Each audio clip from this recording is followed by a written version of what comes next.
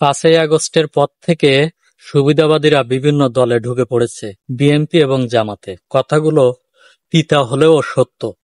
কারণ সুবিধাবাদী লোকেরা সবসময় সুবিধা নিতেই থাকে, আর যারা ত্যাগী নেতাকর্মী তারা ত্যাগ তিতিক্ষাই করেই যাবে, এটাই যেন বাস্তবতা।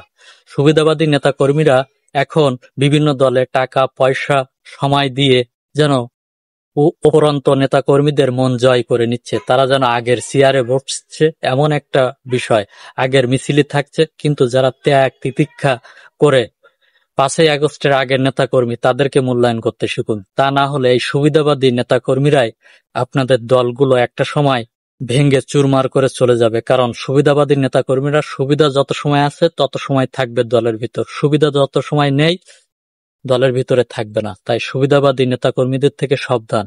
কারণ সুবিধাবাদীরা আসে চাঁদাবাজি টেন্ডারবাজি করতে, তারা সুবিধা নেওয়ার জন্য আসে। তারা কিন্তু ত্যাগ তিতিক্ষা করে নেতাকর্মী হওয়ার জন্য আসে না। তাই প্রত্যেকটি দলের প্রতি আমার অনুরোধ রইল, সুবিধাবাদী নেতাকর্মীদেরকে একটু সাবধানে দেখবেন। কারণ এরা যে কোনো সময় টিকটিকির মতো রং পরিবর্তন করতে পারে। আর আপনার গ্রামে সুবিধাবাদী নেতা আছে কিনা কমেন্টে অবশ্যই জানাবেন।